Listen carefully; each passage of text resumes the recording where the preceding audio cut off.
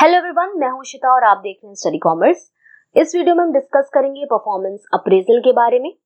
तो चलिए शुरू करते हैं। सबसे पहले देखते हैं कि परफॉर्मेंस अप्रेजल का क्या मतलब होता है। तो देखिए, जब भी कोई ऑर्गेनाइजेशन में जो एम्प्लॉय है उनको सिलेक्ट किया जाता है, वो वर्क परफॉर्म करते हैं, तो हम ये देखते हैं कि जो काम उनको दिया गया है, the task, the work which has been assigned to that employee, वो उसको सही तरीके से परफॉर्म कर रहा है या नहीं, यानी उसकी परफॉर्मेंस कैसी है in completing the task or the activity given to the employee। इसी के लिए हम परफॉर्मेंस अप्रेजल करते हैं। तो परफॉर्मेंस अप्रेजल क्या है? ये एक सिस्टमैटिक प्रोसेस है, एक प्रॉपर सिस्टम है, स्टेप्स हैं जिसके थ्रू हम परफॉर्मेंस अप्रेजल करते हैं। तो परफॉर्मेंस अप्रेजल क्या है? एक सिस्टमैटिक प्रोसेस है जिसके थ्रू हम क्या करते हैं, एम्प्लॉय की परफॉर्मेंस को इवैल्यूएट करते हैं।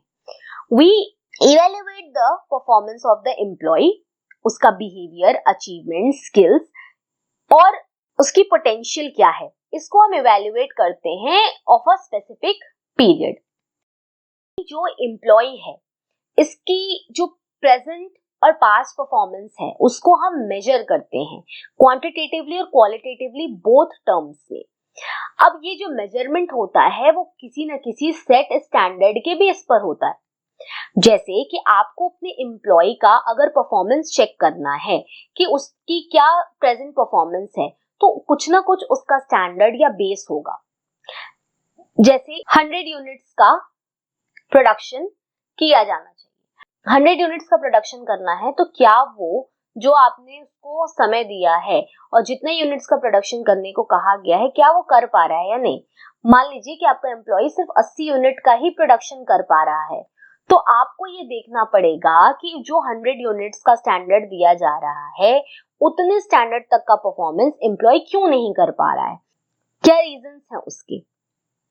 तो यहाँ हम क्या कर रहे हैं कि एम्प्लॉय कितनी बेहतर तरीके से अपने काम को परफॉर्म कर रहा है, ये तो चेक कर ही रहे हैं।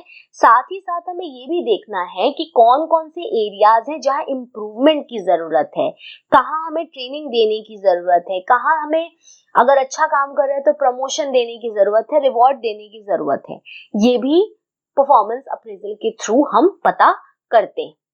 जैसे यहाँ अगर वो 80 यूनिट्स का प्रोडक्शन कर रहा है, तो उसके मल्टीपल रीजंस हो सकते हैं। हो सकता है कि जिस मशीन पर वो काम कर रहा है वो मशीन उतनी अच्छी ना हो, हमें मशीन चेंज करने की जरूरत हो सकती है, या फिर जो एम्प्लॉय है वो प्रॉपरली ट्रेंड नहीं है कि किस तरीके से बेहतर काम किया जा सकता है मशीन के थ्रू, तो हम उसको ट्रेनिंग प्रोवाइड कर सकते हैं। तो ये सारी चीजें हमें किससे पता चलती हैं? परफॉर्मेंस अप्रेजल से पता चलती है। परफॉर्मेंस अप्रेजल जो होगा, यानी इवैल्यूएशन ऑफ परफॉर्मेंस, ये इमीडिएट सुपीरियर या तो करता है या फिर कोई ना कोई ट्रेन्ड पर्सन होता है जो टेक्निक जानता हो परफॉर्मेंस को मेजर करने की, वो परफॉर्मेंस को मेजर करता है। यहाँ एक डेफिनेशन आपको दी है एडविन बी फिलिप्पो की। Performance appraisal is a systematic, periodic and impartial rating of an employees excellence in matters of his present job and potential for a better job। कुछ फीचर्स देखते हैं परफॉर्मेंस अप्रेजल के क्या क्या है। पहला है systematic process. Obviously it is a systematic process because there are predetermined standards. कुछ ना कुछ प्री डिटरमाइंड स्टैंडर्ड्स होंगे, एक स्टेप्स होंगे, सीक्वेंस ऑफ स्टेप्स होंगे जिनको फॉलो करके हम परफॉर्मेंस अप्रेजल करते हैं। दूसरा है कंटिन्यूअस एक्टिविटी। ये कंटिन्यूअसली परफॉर्म किया जाता है, यानी इट इज परफॉर्म्ड पीरियोडिकली। अब आप इसको मंथली मेजर कर सकते हैं, परफॉर्मेंस को क्वार्टरली कर सकते हैं, एनुअली कर सकते हैं। नेक्स्ट है ऑब्जेक्ट ओरिएंटेड, यानी यहाँ पे हम क्या चेक कर रहे हैं कि जो एम्प्लॉय है वो ऑर्गेनाइजेशनल गोल के अकॉर्डिंग काम कर रहा है या नहीं। There are set organisational goals which are to be followed and work is to be performed in the direction of the organizational goals। तो ऑर्गेनाइजेशन के ऑब्जेक्टिव के अकॉर्डिंगली ही काम किया जा रहा है या नहीं। नेक्स्ट है परफॉर्मेंस मेजरमेंट। यहाँ पे हम क्या कर रहे हैं, परफॉर्मेंस अप्रेजल में इवैल्यूएशन कर रहे हैं क्वांटिटेटिवली और क्वालिटेटिवली दोनों तरीके से, कि जो एम्प्लॉय है वो प्रॉपरली वर्क परफॉर्म कर पा रहा है या नहीं। नेक्स्ट है यहाँ डेवलपमेंट ओरिएंटेड। यहाँ पर हम क्या करते हैं ना कि जो एम्प्लॉय है उसकी हम क्या करते हैं, स्ट्रेंथ पता करते हैं, उसकी वीकनेसेस पता करते हैं, स्ट्रेंथ वीकनेसेस पता करते हैं, और जहां जहां ट्रेनिंग की रिक्वायरमेंट होती है वहां हम उसको ट्रेनिंग प्रोवाइड करते हैं। नेक्स्ट है फीडबैक बेस्ड। फीडबैक बेस्ड का मतलब क्या है कि ये आपको एक फीडबैक देता है। जब आप परफॉर्मेंस अप्रेजल करते हैं तो आपको एम्प्लॉय के बारे में फीडबैक मिलता है कि वो किस तरीके का काम कर रहा है, किस तरीके से अपने वर्क को परफॉर्म कर रहा है, कहां पर कमी रह जा रही है, कैसे हम कमी को फिर सुधार सकते हैं। नेक्स्ट है डिसीजन मेकिंग टूल। तो जैसे ही हम परफॉर्मेंस अप्रेजल करते हैं उससे हम डिसीजन ले सकते हैं कि हम एम्प्लॉय को, अगर एम्प्लॉय अच्छा काम कर रहा है तो आप उसको प्रमोट कर सकते हैं। अगर आपने उसको किसी ऐसी पोजीशन पर रखा है जहां पर वो बेहतर वर्क परफॉर्म नहीं कर पा रहा है, may be is not suitable for that particular job position, तो आप उसको एक जगह से दूसरी जगह ट्रांसफर कर सकते हैं, कंपनसेशन दे सकते हैं, ट्रेनिंग दे सकते हैं। तो किसी एम्प्लॉय को प्रमोट करना है कि नहीं करना है, ट्रेन करना है, ट्रांसफर करना है, ये सभी क्या है, डिसीजंस हैं। तो इन डिसीजंस का एज अ टूल काम करता है आपका परफॉर्मेंस अप्रेजल। और नेक्स्ट है इसमें एम्प्लॉय मोटिवेशन। एम्प्लॉय को मोटिवेट किया जाता है फॉर बेटर परफॉर्मेंस, कि जो एम्प्लॉय है वो और बेटर परफॉर्म कर सकता है थ्रू परफॉर्मेंस अप्रेजल। जैसे कि आपने किसी एक एम्प्लॉय के काम को देखा और उसको प्रमोट किया, तो मोटिवेट हो ही रहा है टू परफॉर्म बेटर।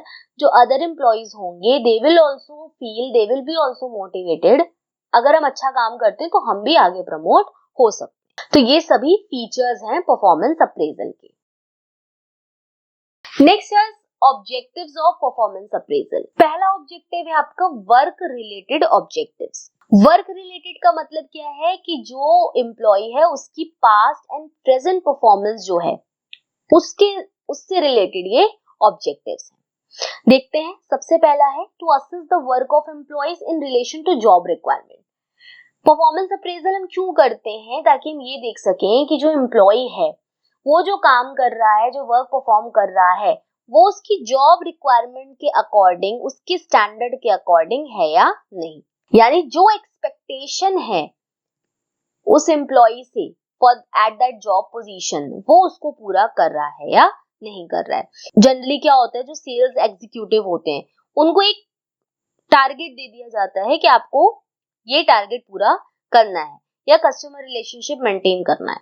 तो परफॉर्मेंस अप्रेजल में ये देखा जाएगा कि जो आपने टारगेट दिया था, जो आपने स्टैंडर्ड दिया था, वो मीट हुआ है या नहीं। नेक्स्ट है टू इम्प्रूव एफिशिएंसी।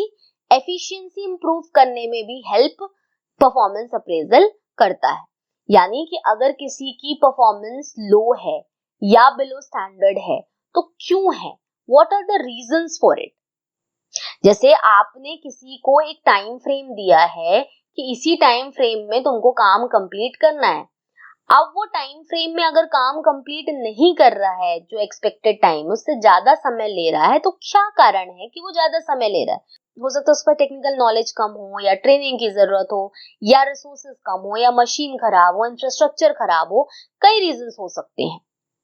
तो हमको ये पता करने में ये परफॉर्मेंस अप्रेजल हेल्प करता है, और जब आपको पता चल जाता है कि क्या प्रॉब्लम है तो आप उसको सही कर सकते हैं ताकि एफिशिएंसी इंप्रूव हो सके। नेक्स्ट है to help management in fixing employees according to their capacity, interest, aptitude and qualification.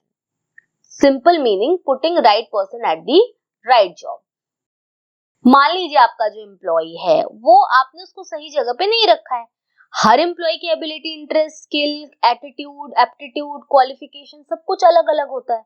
तो परफॉर्मेंस अप्रेजल से हम पता कर सकते हैं कि एम्प्लॉय जिस काम को कर रहा है उसमें वो बेहतर है, नहीं है तो क्या वो किसी और काम में बेहतर है, तो हम उसको उस जगह रख सकते हैं।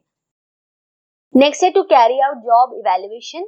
जॉब इवैल्यूएशन करने के लिए जो भी इंफॉर्मेशन की जरूरत होती है for the job requirement, responsibility, ये सारी चीजें परफॉर्मेंस अप्रेजल से पता की जा सकती है। नेक्स्ट है career development objectives. Career development objective में पहला है to assess strong and weak points in the working of the employees and finding remedies for weak points through training. यानी करियर डेवलपमेंट के लिए जो एम्प्लॉय है उसके स्ट्रॉन्ग और वीक पॉइंट्स को पता करने में परफॉर्मेंस अप्रेजल हेल्प करता है। जब आपको पता चल जाएगा तो आप उस अकॉर्डिंगली जो रेमेडी होगी वीक पॉइंट को हटाने की, कम करने की, वो आप यूज कर सकते हैं। नेक्स्ट है to determine career potential. Performance appraisal आपको ये हेल्प कर सकती है जानने में कि कौन सा ऐसा एम्प्लॉय है जो हायर रिस्पॉन्सिबिलिटीज लेने के लिए तैयार है या उसके लायक है। ये पता किया जा सकता है कि फ्यूचर में कौन और अच्छे से अपनी रिस्पॉन्सिबिलिटीज को निभा सकता है। नेक्स्ट है to plan promotion, transfer, lay off etcetera of the employees. तो जो परफॉर्मेंस अप्रेजल है वो इसमें भी हेल्प करती है। जो हाई परफॉर्मिंग एम्प्लॉइज हैं उसको आप प्रमोशन कर सकते हैं। जो एम्प्लॉय एक जगह आप काम कर रहे हैं, आपको लगता है कि वो उसकी स्किल उस जगह के लायक नहीं है, तो आप किसी और जगह उसको ट्रांसफर कर सकते हैं। नेक्स्ट है to plan career goals. Performance appraisal क्या करता है ना, एक अपॉर्चुनिटी देता है एम्प्लॉयज और मैनेजर्स को फ्यूचर करियर ऑब्जेक्टिव्स को जानने के लिए। जैसे मान लीजिए एक एम्प्लॉय का गोल है कि वो एक सीनियर पोजीशन पर काम करना चाहता है, तो क्या क्या क्वालिटीज उसके अंदर होनी चाहिए।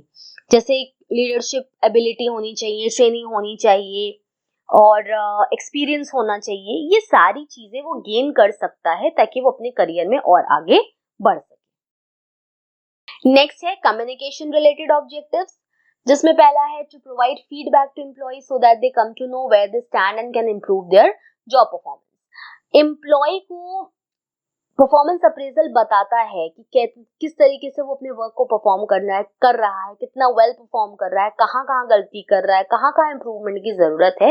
ये सारी चीजें उसको पता चलती है। नेक्स्ट है to clearly establish goals, expectation from employees in terms of assignment and performance. हम चाहते हैं कि एम्प्लॉय बेहतर काम करे, तो उसके लिए बहुत जरूरी है कि उसको क्लियरली आपके जो गोल्स हैं वो बताए जाएं। क्या एक्सपेक्टेशन है उससे, ये उसको पता होनी चाहिए, तभी वो अकॉर्डिंगली अच्छा परफॉर्म कर पाएगा। तो क्या क्वालिटी होनी चाहिए वर्क की, क्या डेडलाइन है। नेक्स्ट है to provide coaching, counselling, career planning and motivation to employees. Next यहाँ पर क्या किया जा रहा है कि एम्प्लॉय को गाइड करने में भी परफॉर्मेंस अप्रेजल हेल्प करता है, एक अपॉर्चुनिटी देता है। जैसे जिन एम्प्लॉइज को जरूरत है कि अपने स्किल्स को इम्प्रूव करें, उनको कोचिंग दी जा सकती है। अगर वो किसी चीज से परेशान है तो उनको काउंसिल किया जा सकता है। करियर प्लानिंग में हेल्प करता है और मोटिवेट करता है एम्प्लॉय को to achieve better, to perform better.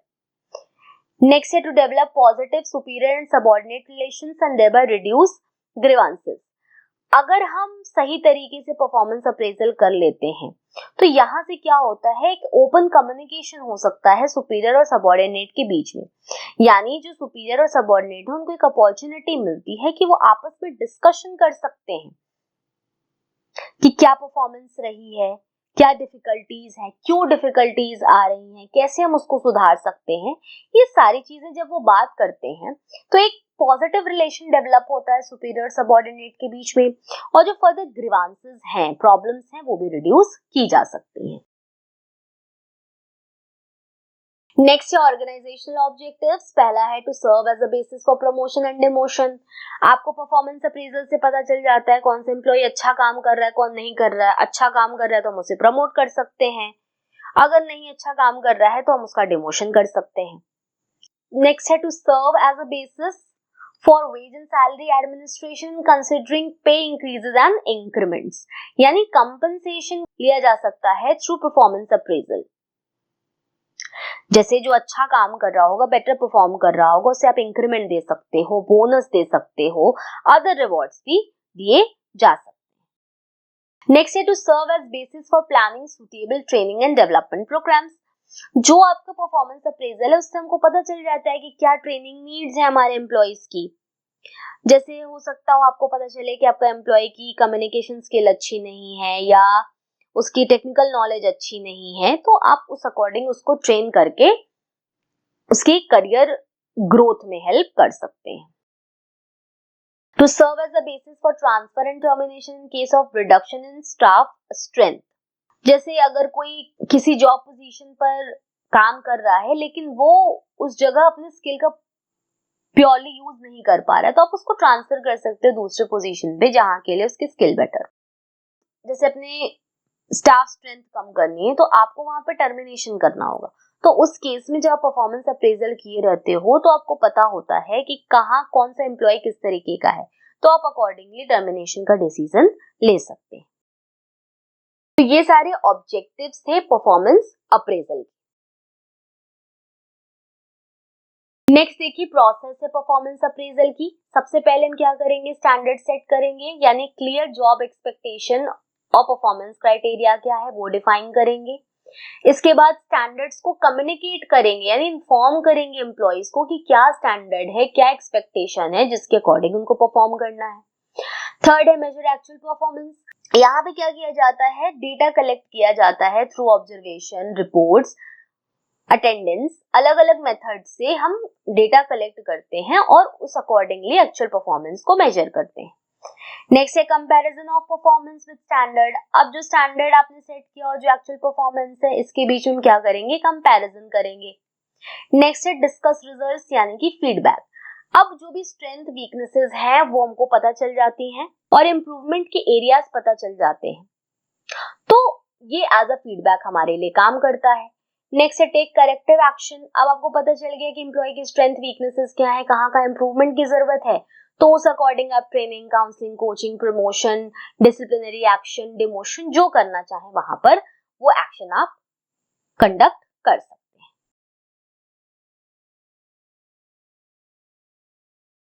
Next है आपका लिमिटेशंस ऑफ परफॉर्मेंस अप्रेजल। सबसे पहला है हालो इफेक्ट। हालो इफेक्ट का मतलब है किसी को किसी एक कैरेक्टरिस्टिक के बेस पे जज करना, judging someone basis of one और द अदर कैरेक्टरिस्टिक्स। जैसे कि कोई एम्प्लॉय है वो रेगुलरली टाइम पर आता है तो आप इवेल्युएट करते हो कि उसकी परफॉर्मेंस आउटस्टैंडिंग है बिकॉज वो रेगुलरली काम पर आता है, लेकिन यहाँ पर आपने ये चेक नहीं किया कि क्या उसकी ओवरऑल परफॉर्मेंस अच्छी है, क्या वो टाइमली प्रोडक्शन कर पा रहा है, जो स्टैंडर्ड है उसी अकॉर्डिंग वो प्रोडक्शन कर रहा है या नहीं कर रहा है। तो बाकी चीजें इग्नोर करते हुए हमने सिर्फ इस बात को देखते हुए कि वो टाइम पर आता है ये डिसीजन ले लिया that employee is outstanding, but हमने बाकी उसकी ओवरऑल परफॉर्मेंस को चेक नहीं किया। तो इस केस में क्या हो रहा है कि हम उसको एक हायर रेटिंग दे रहे हैं, जो कि सही चीज नहीं है। नेक्स्ट है सेंट्रल टेंडेंसी। सेंट्रल टेंडेंसी का मतलब है कि कई बार जो रेटर होता है उसके पास समय नहीं होता है या वो ज्यादा इंटरेस्ट नहीं लेता है एम्प्लॉय को रेट करने में, तो वो क्या करता है कि एम्प्लॉय को एक एवरेज के तौर पर जो एवरेज एक रेटिंग होता है वो प्रोवाइड कर देता है, एवरेज रेट दे देता है। अब यानी कि ना ही वो कह रहा है कि परफॉर्मेंस पुअर है ना ही गुड है, क्योंकि वो एक एवरेज रेट दे करके छोड़ देता है। तो यहाँ पर डिसाइड करना बहुत डिफिकल्ट हो जाता है कि आपका एम्प्लॉय एक अच्छा परफॉर्मर है या लो परफॉर्मर है। तो अब आपको प्रमोट करना है, ट्रांसफर करना है, तो इसके लिए ये काम उतना उस केस में नहीं आ पाता है। नेक्स्ट है लीनियंसी एंड और स्ट्रिक्टनेस। जो भी देखिए एक एम्प्लॉय को रेट करता है जो व्यक्ति, हर व्यक्ति का अपना एक वैल्यू या अपना एक स्टाइल होता है। अगर कोई व्यक्ति बहुत लीनियंट होता है तो वो क्या करता है, सभी को एक हाई रेटिंग प्रोवाइड कर देता है। अगर कोई बहुत स्ट्रिक्ट होता है तो वो ज्यादातर कोशिश करेगा कि हम लो रेटिंग ही प्रोवाइड करें। तो दोनों केसेस में जो स्टैंडर्ड्स होंगे परफॉर्मेंस को मेजर करने के वो अलग अलग हो जाएंगे, क्योंकि दोनों जो इवैल्यूएटर्स हैं उनका पर्सपेक्टिव अलग अलग है। नेक्स्ट है सिमिलैरिटी एरर। कई बार हम कहते हैं कि जिस तरीके के हम खुद होते हैं दूसरों का भी असेसमेंट हम उसी बेस पर करते हैं, तो कई बार इवैल्यूएटर क्या करता है, अपने खुद के ट्रेट के बेस पर वो दूसरे को भी असेस करता है। यानी कि अगर मान लीजिए कि कोई बहुत अग्रेसिव नेचर का है तो वो सामने वाले को भी इसी बात पे जज करेगा कि सामने वाला अग्रेसिव नेचर का है या नहीं है। तो जो उस तरीके के नेचर का होगा उसको वो ज्यादा हाई रेट देगा और जो उस नेचर का नहीं होगा वो कम रेट देगा। नेक्स्ट है फॉल्टी assumptions। कई बार फॉल्टी assumptions भी हो सकते हैं about the performance appraisal system between the employee and the superior. जैसे एम्प्लॉय को लग सकता है कि जो सिस्टम है वो प्रॉपरली इंप्लीमेंट नहीं किया जाएगा, या एक बार जो सिस्टम बना दिया गया बार बार उसी को यूज किया जाएगा हर सिचुएशन में। तो कई बार एम्प्लॉय क्या करते हैं कि परफॉर्मेंस अप्रेजल वो नहीं चाहते क्योंकि उनको लगता है कि बायसनेस हो सकती है या प्रॉपरली जो सिस्टम है उसको फॉलो नहीं किया जाता है। और लास्ट है आपका यहाँ पे साइकोलॉजिकल ब्लॉक्स। साइकोलॉजिकल ब्लॉक का मतलब है कि जो आपका इवैल्यूएटर है परफॉर्मेंस अप्रेजल उसकी स्किल पे बहुत डिपेंड करता है। क्या साइकोलॉजी है जो सुपरवाइजर है उसकी। मान लीजिए सुपरवाइजर परफॉर्मेंस को इवैल्यूएट करता है, अगर परफॉर्मेंस अच्छी है तो वो सबको बता रहा है कि हाँ आपकी क्या परफॉर्मेंस रही है। अगर परफॉर्मेंस अच्छी नहीं है तो वो कम्युनिकेट नहीं कर रहा है, यानी फेवरेबल रिपोर्ट है तो सबऑर्डिनेट को बता रहा है, अनफेवरेबल है तो नहीं बता रहा है। ये इस तरीके की सिचुएशन जो होती है वो सही नहीं होती। या कई बार सुपरवाइजर को लग सकता है कि जो ये परफॉर्मेंस अप्रेजल उसको करना पड़ रहा है ये एक्सेसिव बर्डन की तरह है उसके ऊपर, तो उस केस में भी वो परफॉर्मेंस अप्रेजल यानी जो इवैल्यूएशन है वो परफॉर्म नहीं कर पाता है। नेक्स्ट है आपका मेथड्स ऑफ परफॉर्मेंस अप्रेजल। तो परफॉर्मेंस अप्रेजल की जो मेथड्स है उनको मेनली दो पार्ट में डिवाइड किया गया है, ट्रेडिशनल मेथड्स और मॉडर्न मेथड्स। ट्रेडिशनल मेथड्स में आपका आता है confidential report, graphic scales, paired comparisons, critical incident method, grading method, free essay method और ग्रुप अप्रेजल मेथड। इसी तरीके से मॉडर्न मेथड्स हैं।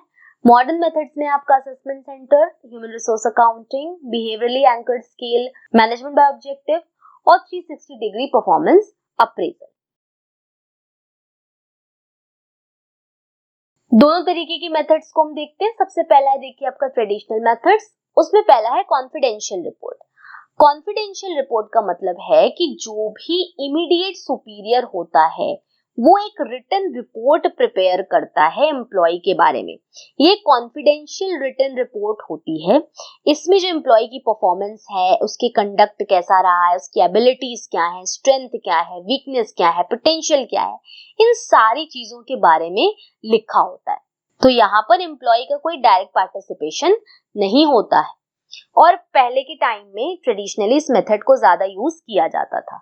अब इस रिपोर्ट में उसका वर्क कैसा है, अटेंडेंस कितनी है, डिसिप्लिन कैसा है, उसने कोऑपरेशन के साथ काम किया कि नहीं, लीडरशिप एबिलिटी कैसी है, किस तरह उसने काम किया, ये सारी चीजें इसमें मेंशन किया जाता है।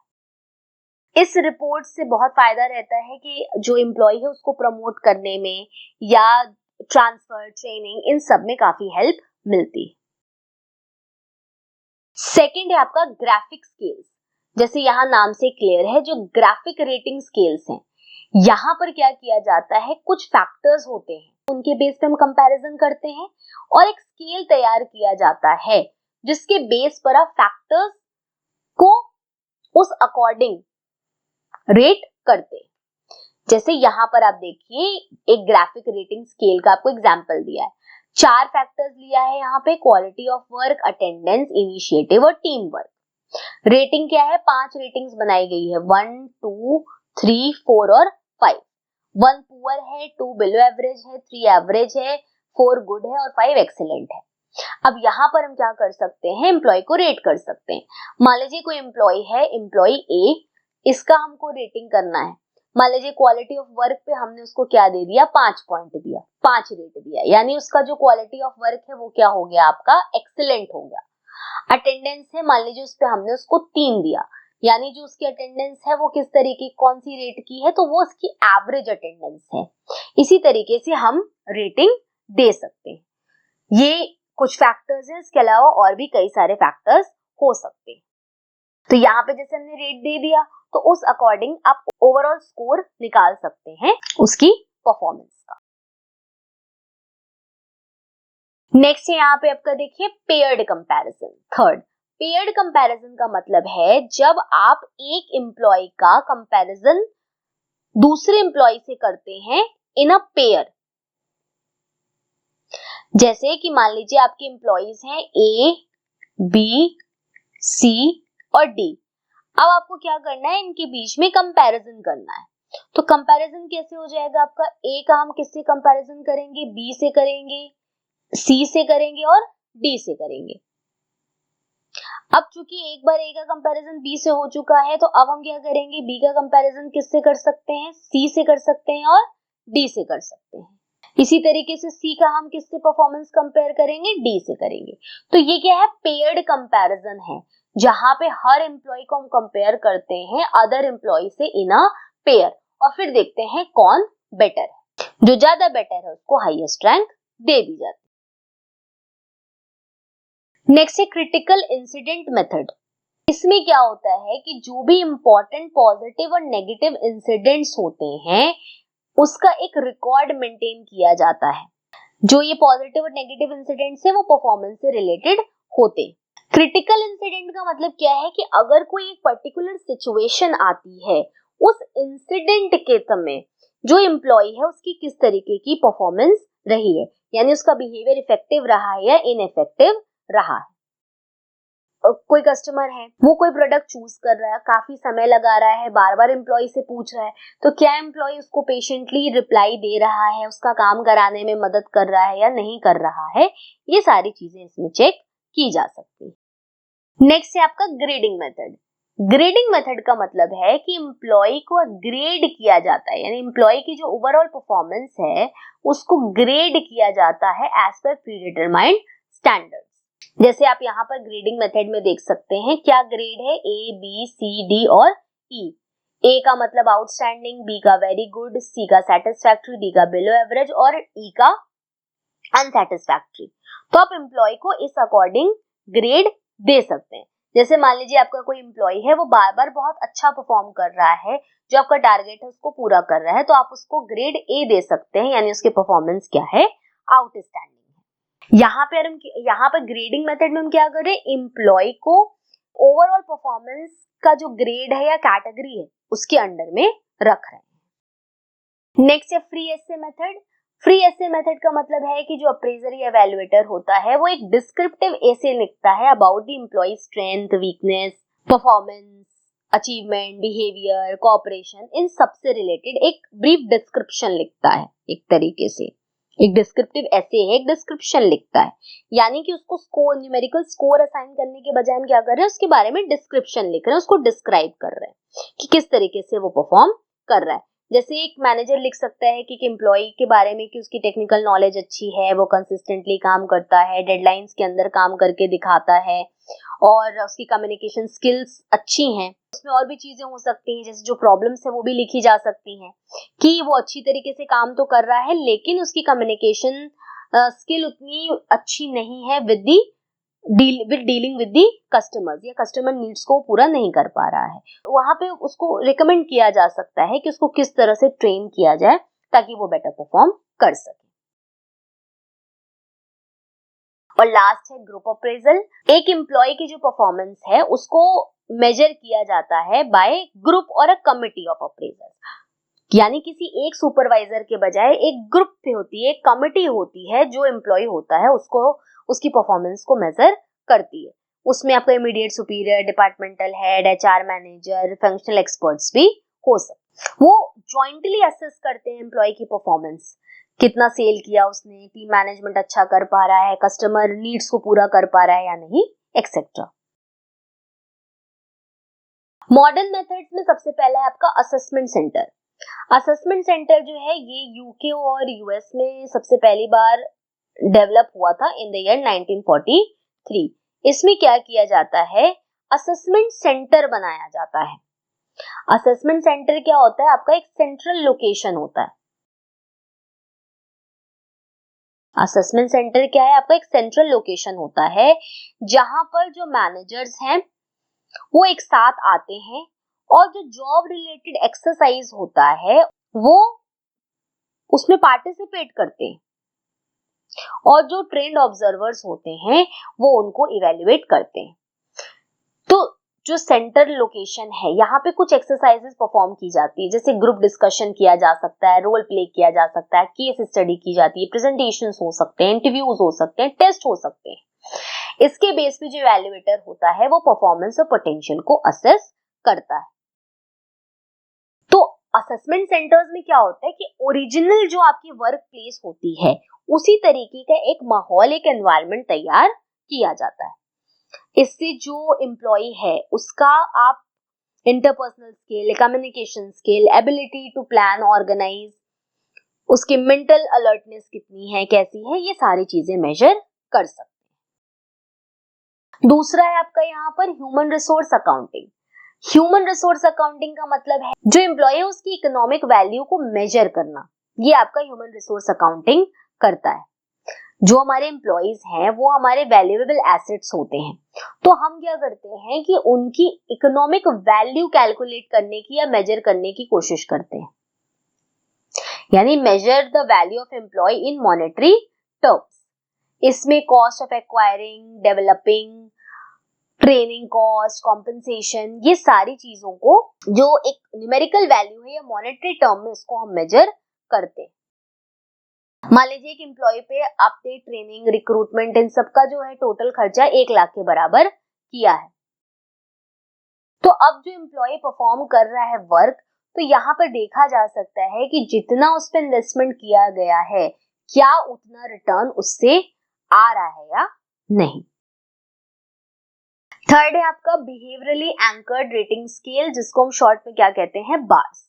ये आपका ग्राफिक रेटिंग स्केल और क्रिटिकल इंसिडेंट मेथड, इन दोनों का क्या है, ये कॉम्बिनेशन है। It is a combination of both graphic rating scale and critical incident method. इसमें बार्स में क्या किया जाता है, जैसे अगर हम किसी को रेटिंग दे दे 5, तो इसका मतलब क्या है, वो एक्सीलेंट है। तो ये चीज करने के बजाय हम क्या करते हैं कि इस नंबर पे कोई स्पेसिफिक बिहेवियर लगा देते हैं। जैसे यहाँ पर देखिए रेटिंग क्या है, 5 नंबर है। 5 नंबर रेटिंग पे क्या बिहेवियर है, consistently identifies customer problems and resolves them independently and professionally. इसी तरीके से अगर हम 4 रेटिंग देते हैं तो यहाँ पे क्या बिहेवियर टैकल हो रहा है, रिजॉल्व्स कस्टमर प्रॉब्लम इफेक्टिवली। यहाँ हम क्या करें, एम्प्लॉय का जो एक्चुअल बिहेवियर होगा, जो एम्प्लॉय का एक्चुअल बिहेवियर होगा उसको हम मेजर कर सकते हैं विद द स्टैंडर्ड और the behavioural description given. Next है मैनेजमेंट बाय ऑब्जेक्टिव्स, एमबीओ। ये आपका दिया है पीटर एफ ड्रकर ने, ये ध्यान रखिएगा, ये भी क्वेश्चन आ सकता है। पीटर एफ ड्रकर ने एमबीओ दिया है। एमबीओ क्या है, परफॉर्मेंस अप्रेजल अप्रोच है, जिसमें मैनेजर और एम्प्लॉय दोनों मिलकर ज्वाइंटली ऑब्जेक्टिव को, जो स्पेसिफिक गोल्स हैं उसको ज्वाइंटली डिसाइड करते और फिर परफॉर्मेंस उसी बेस पे इवेल्युएट की जाती है, उस ऑब्जेक्टिव के बेस पर इवेल्युएट की जाती है। अब मान लीजिए कि एम्प्लॉय और जो मैनेजर है मिलके इन्होंने एक गोल सेट किया कि 50 लाख की सेल्स हमको करनी है। अब 50 लाख की सेल्स हो पा रही है या नहीं हो पा रही है, ये हम चेक कर सकते हैं। तो उस अकॉर्डिंग हम पता कर सकते हैं कि जो हमारा अग्रीड ऑब्जेक्टिव था उसी अकॉर्डिंग काम किया गया है या नहीं। मतलब जो टारगेट डिसाइडेड था उस टारगेट को पूरा किया गया है या नहीं। और नेक्स्ट है आपका 360 डिग्री परफॉर्मेंस अप्रेजल। 360 डिग्री का मतलब क्या है कि मल्टीपल सोर्सेस से जो एम्प्लॉय है उसके बारे में हम पता करते हैं, यानी जो फीडबैक है वो किसी एक सोर्स से ना लेकर के हम मल्टीपल सोर्सेस से फीडबैक लेते हैं। जैसे आप एक एम्प्लॉय का फीडबैक उसके मैनेजर से ले सकते हैं, सबऑर्डिनेट से ले सकते हैं, कस्टमर से ले सकते हैं, उससे खुद पूछ सकते हैं। 360 डिग्री इसको क्यों कहा जा रहा है, क्योंकि हर डायरेक्शन से डिफरेंट डायरेक्शन से आप जो एम्प्लॉय है उसके बारे में पता कर रहे हैं, उसकी परफॉर्मेंस को इवेल्युएट कर रहे हैं, इसीलिए इसको 360 डिग्री परफॉर्मेंस अप्रेजल कहा जाता है। यानी कि जो परफॉर्मेंस है उससे रिलेटेड फीडबैक लेना from multiple sources around the employees. इससे क्या होता है, एक ब्रॉडर अंडरस्टैंडिंग आपको एम्प्लॉय की परफॉर्मेंस के बारे में मिल जाती। तो ये सभी मेथड्स हैं परफॉर्मेंस अप्रेजल करने की। अगर आप हमारे लेक्चर्स की फ्री पीडीएफ डाउनलोड करना चाहते हैं तो आप हमें टेलीग्राम पर ज्वाइन कर सकते हैं। इससे रिलेटेड इन्फॉर्मेशन आपको डिस्क्रिप्शन बॉक्स में मिल जाएंगी, या फिर इस क्यूआर कोड को स्कैन करके भी आप हमें ज्वाइन कर सकते हैं। तो आज की इस वीडियो में हमने परफॉर्मेंस अप्रेजल के बारे में पढ़ा, इसके फीचर्स, ऑब्जेक्टिव्स, लिमिटेशंस और मेथड्स के बारे में। होपफुली चीजें आपको समझ में आई होंगी। Thank you.